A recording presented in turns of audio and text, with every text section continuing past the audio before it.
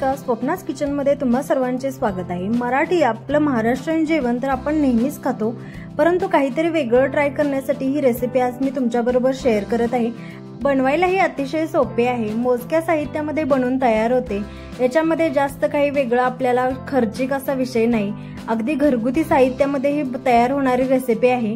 ही Jharkhand special recipe आहे, याला धुसका म्हटले जाते आणि सोबतच जी ह्याच्याबरोबर भाजी बनवलेली आहे हरभऱ्याची आणि बटाटा मिक्स करून बनवलेली ही भाजी अतिशय टेस्टी लागते।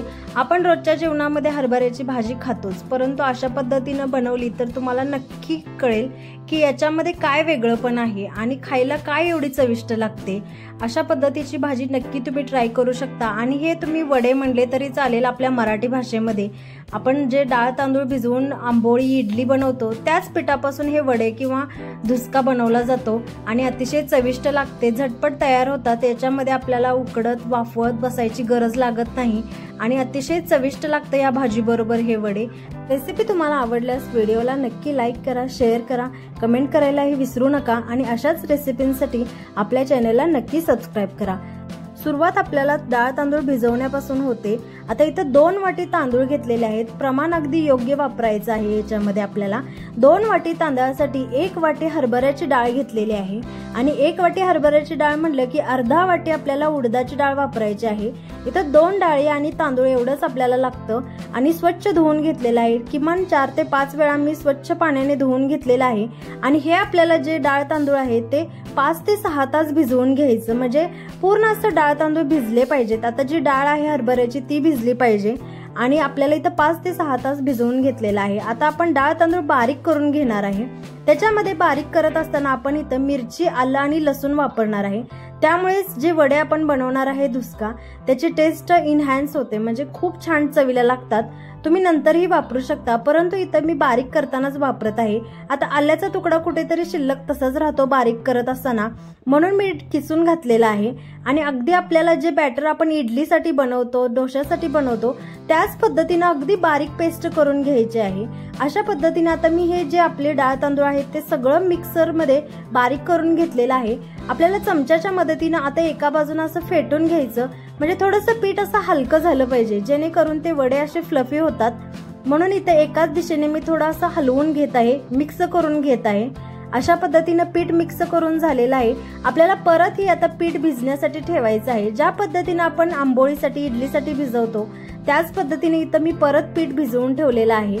इथे आता 3 ते 4 तास पीठ भिजायला लागतात। आता इथं हरभरा भिजवून घेतलेला आहे, साधारणतः 5 ते 7 तास हरभरा भिजवून घेतलेला आहे। सोबतच 2 बटाटे आपल्याला भाजीसाठी लागणार आहेत, 3 टोमॅटो आणि 2 कांदे आपण इथं वापरणार आहे।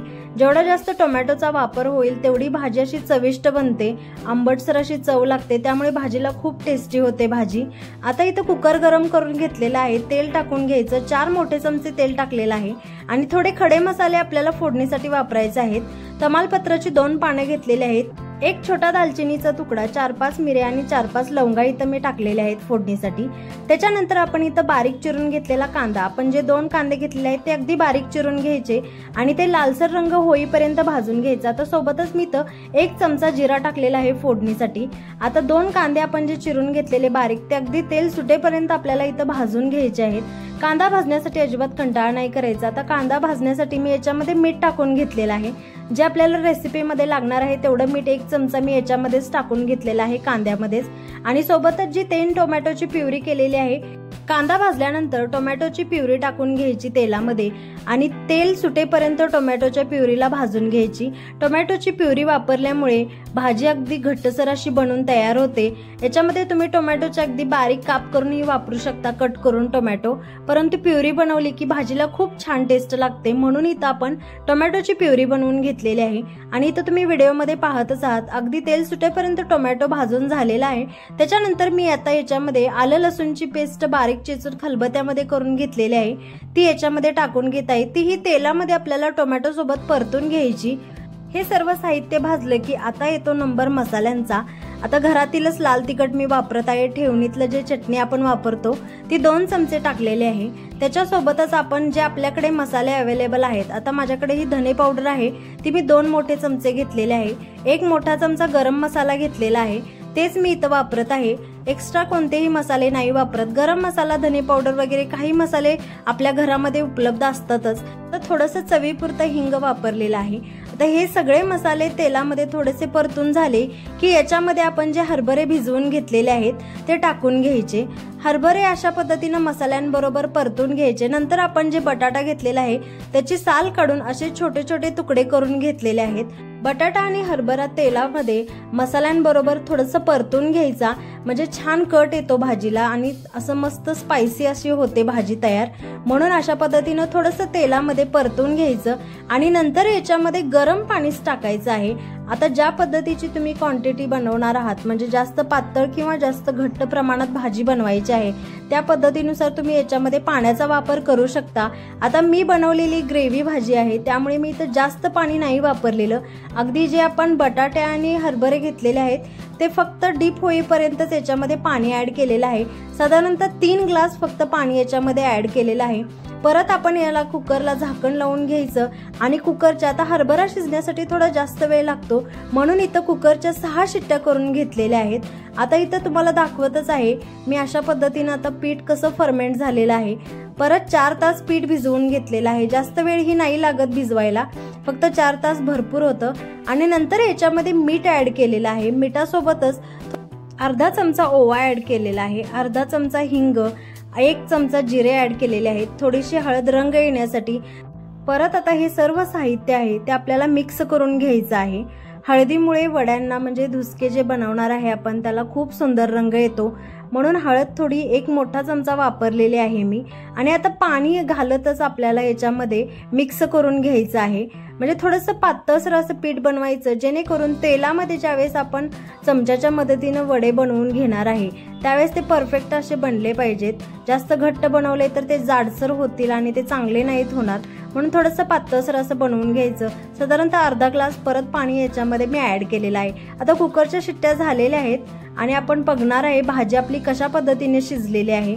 आता इथं कुकर थंड झाल्यानंतर झाकण खोलून बघितलं आणि परत पाहिलं तर इथं मस्त परफेक्ट अशी भाजी बनवून तयार झालेली आहे। मसाल्यांचा वासही खूप सुंदर येत आहे। भाजीमध्ये घातलेला बटाटा आहे तो चमच्याच्या मदतीने थोडा मॅश करायचा, म्हणजे भाजी दिसायलाही खूप सुंदर दिसते आणि चवीलाही लागते। आणि हरभराही परफेक्ट असा शिजलेला आहे। आता एका पॅन मध्ये तेल गरम करून घेतलेलं आहे मी परफेक्ट असा पसरट असा आपल्याला इथं पॅन वापरावा लागणार आहे ज्यावेळेस आपण अशा पद्धतीने वडे बनवणार आहे। वडे बनवण्यासाठी जे बॅटर आपण वापरणार आहे ते परफेक्ट आहे की नाही हे पाहण्यासाठी मी पहिल्यांदा एक असा वडा बनवून घेतलेला आहे। थोडंसं घट्टसर असं बॅटर आहे म्हणून परत याच्यामध्ये थोडंसं पाणी ऍड करायचं आणि परफेक्ट असे वडे बनवून घ्यायचे। थोडंसं घट्टसर पीठ असल्यामुळे असे जाडजाड असे वडे बनवतात। आता थोडंसं पाणी ऍड केलेलं आहे आणि परत मी इथं तुम्हाला दाखवत आहे परफेक्ट असं धुसका बनवून तयार होतो। अशाच पद्धतीनं एका वेळेस तुम्ही 4 बनवू शकता, म्हणजे थोडंसं पॅन पसरट आहे त्यामुळे एका वेळेस 4 बनवून तयार होतात। जास्तही नाही एका वेळेस टाकायचे, म्हणजे तेल थंड होईल एका वेळेस जास्त जर टाकले तर, आणि परफेक्ट असे भाजणार नाहीत, म्हणून एका वेळेस फक्त मी 4च टाकून घेतलेले आहेत आणि अशा पद्धतीनं भाजून घ्यायचे। अतिशय चविष्ट असे बनतात। वेगळं काहीतरी ट्राय करायचं म्हटलं तर ही एक नंबर रेसिपी आहे। रेसिपी आवडल्यास व्हिडिओला नक्की लाईक करा, शेअर करा, कमेंट करायलाही विसरू नका।